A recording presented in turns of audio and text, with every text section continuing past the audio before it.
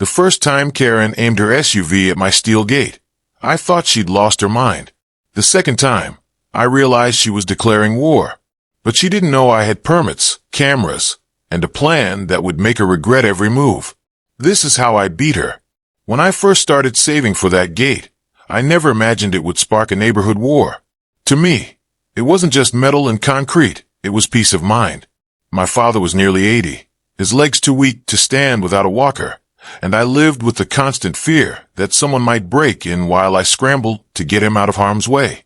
So, every extra shift I pulled, every dollar I tucked away, was for one thing, security. The day the contractor finished, I stood there staring at the reinforced steel bars, set deep into the concrete posts. It wasn't glamorous, but it was strong enough to stop a truck. A sturdy lock, smooth hinges, and city permits stacked thicker than a law book. It was more official than my house itself.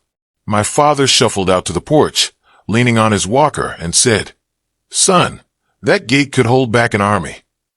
I laughed then, proud, relieved, unaware of the storm it would draw, because while I saw safety, others saw something else. And one neighbor, in particular, saw a challenge. I had built a shield for my family, but for Karen, it was a target.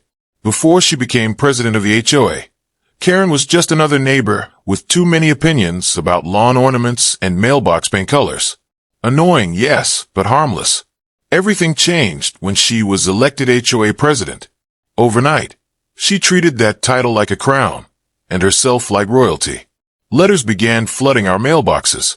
Community standards, uniform appearance, violation notices. At first, it was almost comical.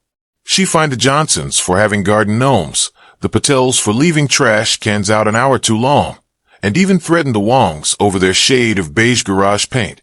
For me, it started with a letter claiming my lawn was an inch too high. Then, she went after my caregiver's parked Toyota, calling it a safety hazard. It was clear, Karen wasn't about community harmony. She was about control. Still, I thought my gate would be safe. After all, I had every permit stamped and approved. But when Karen walked by one morning, her lips curled into a smirk. "Looks like a prison gate," she said, tapping her clipboard. "Doesn't fit our neighborhood's aesthetic." That was the first time I felt it, a chill creeping down my spine. My gate wasn't just a structure anymore. To her, it was the enemy. 3 weeks after Karen became president, I came home from a night shift at the hospital to find a bright red notice taped to my gate. The word screamed, "Unauthorized structure. Immediate removal required." I rubbed my eyes, thinking I must be hallucinating from exhaustion. But no, the notice was real. My father shuffled onto the porch, blinking at the paper. "What's that, son?" he asked. I forced a smile. "Just HOA nonsense, Dad. Go inside, I'll handle it." But my stomach was in knots. Every box had been checked, every permit filed. She couldn't be serious, could she? The next afternoon, I knocked on Karen's door. She opened it with arms folded, lips pursed. "Oh, it's you," she said flatly. I held up the notice. "Karen, there's been a mistake. My gate is fully permitted." She scoffed. "This isn't about permits. It's about aesthetic integrity. This is a welcoming neighborhood, not a prison yard. Maybe this isn't the right place for you." I clenched my jaw. "This gate stays. You don't have the authority to remove it." Her smile dropped. "We'll see about that." Then she slammed the door. And that's when I knew. This was no misunderstanding. This was a declaration. 2 nights later, my phone buzzed with a motion alert from the driveway camera. At first, I thought it was a raccoon. But when I opened the feed, my blood froze. Karen's SUV idled at the bottom of my driveway, headlights glaring through the night. She wasn't parked. She was lined up like a battering ram. Her hands gripped the steering wheel, her expression wild. "No way," I whispered. But then the engine roared, tires screeched, and the SUV lunged forward. The sickening crunch echoed through the night. Sparks flew. Alarms blared. My gate shuddered but held. Karen's car, however, folded like a soda can. Steam hissed from the hood. "Dad, stay inside," I shouted, yanking on my hoodie as I bolted out the door. By the time I reached the driveway, Karen was pacing, heels sinking into gravel, phone in hand. Are you out of your mind? I yelled. She spun on me, shrieking. You broke my car. I laughed bitterly. I broke your car. You just tried to ram through my property. Her finger jabbed at me. This is your fault. If you'd taken that ugly thing down, none of this would have happened. I pointed at the cameras blinking above the gate. Congratulations, Karen. You just committed property damage on video. Her smirk faltered, but she recovered quickly. I was enforcing HOA regulations. Tell that to the cops. I dialed 911 right in front of her. Minutes later, flashing red and blue lights bathed the street. I showed the officers the footage. They cuffed her right there, her clipboard clattering to the ground. As she was shoved into the squad car, she glared at me. You think this is over? You have no idea who you're messing with. She was right. I didn't. Not yet. The neighborhood was buzzing after her arrest. People whispered, laughed, even cheered a little. For a brief moment, I thought maybe it was over. But Karen wasn't the type to bow out. Less than 24 hours later, I walked into the HOA office and froze. There she was. Freshly blow-dried hair, new navy suit, sipping coffee like nothing had happened. You were arrested, I stammered. She waved dismissively. A misunderstanding. The board cleared it up. The secretary cleared her throat. Mr. Carter, Karen has been reinstated as acting president. My jaw dropped. She rammed her SUV into my gate. Allegedly, Karen said smoothly. Then she slid a thick stack of papers across the table. Effective immediately, all homeowners with private gates must submit to HOA inspection. Noncompliance will result in fines and, if necessary, removal. I snatched the papers, flipping through page after page of jargon. You just made this up. Karen leaned forward, eyes sharp. I don't need a community vote when the board backs me. And that's when it hit me. She wasn't just reckless behind the wheel. She was weaponizing paperwork. Karen had traded her SUV for policies, and those papers were sharper than any blade. I stormed out of that meeting furious, but determined. If she wanted war, she'd get it. That night, I pulled out the thick binder I'd been building for months. Every violation notice, every bylaw, every appeal. It was all there. And buried deep inside, I found it. Article 7, Section 14. Any new regulation affecting homeowner structures required a majority community vote. Karen's shiny new inspection policy was completely illegal. I wasn't going to tell her that. Not yet. Instead, I went door to door. The Johnsons signed immediately. She'd fined them for a garden gnome. The Roses, fined for Christmas lights, slammed their pens onto the paper with glee. The Wongs, forced to repaint their garage, didn't hesitate.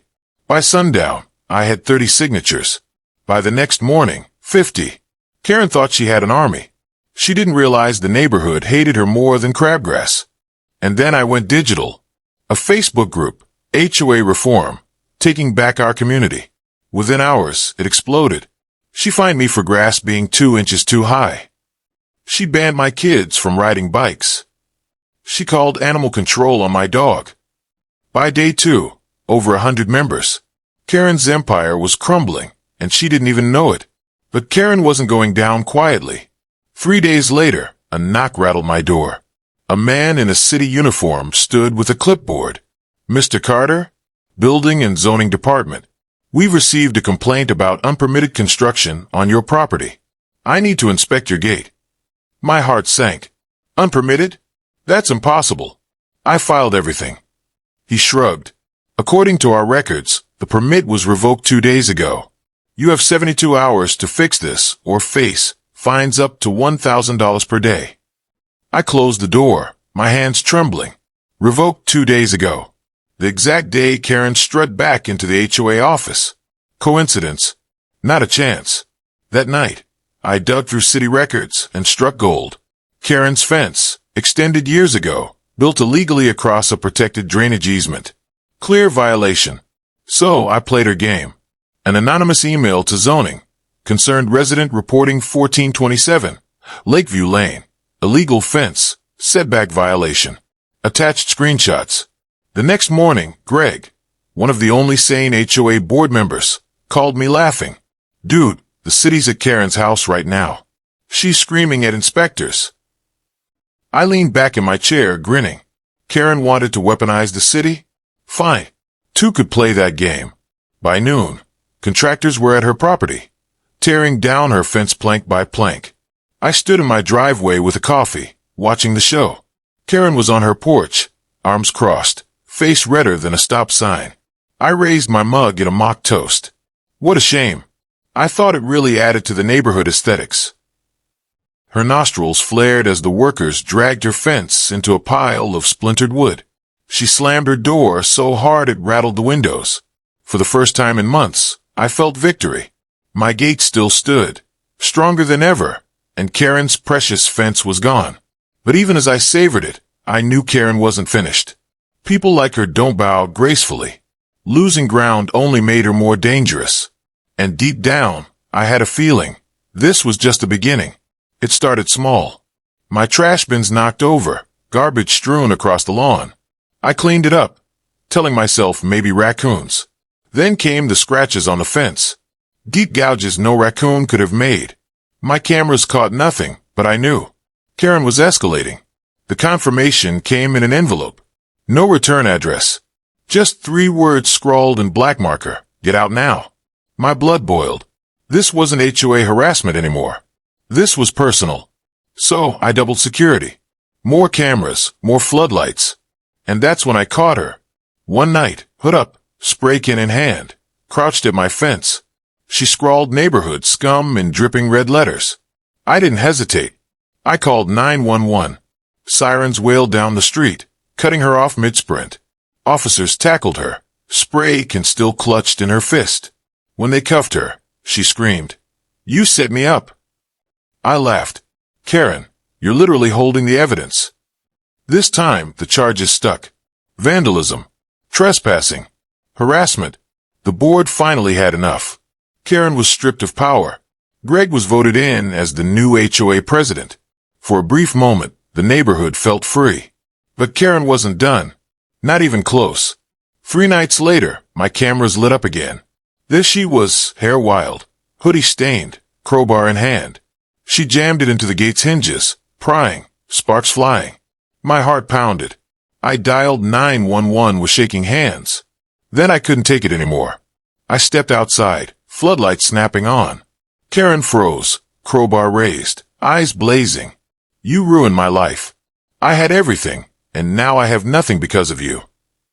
I steadied my phone, recording. No, Karen, you did this to yourself. For a terrifying second, she looked like she might swing that crowbar at me. But then sirens. She dropped it and bolted. Squad cars screeched in, officers tackling her mid-sprint. This time, no speeches, no excuses. She sagged in their grip, silent as they loaded her into the cruiser. Her charges, felony property damage, trespassing, vandalism, violation of a restraining order. Bail denied. And just like that, the reign of HOA Karen was over. For the first time in months, I slept without clutching my phone. The HOA transformed overnight. No more bogus fines. No more fear. Neighbors waved when they passed.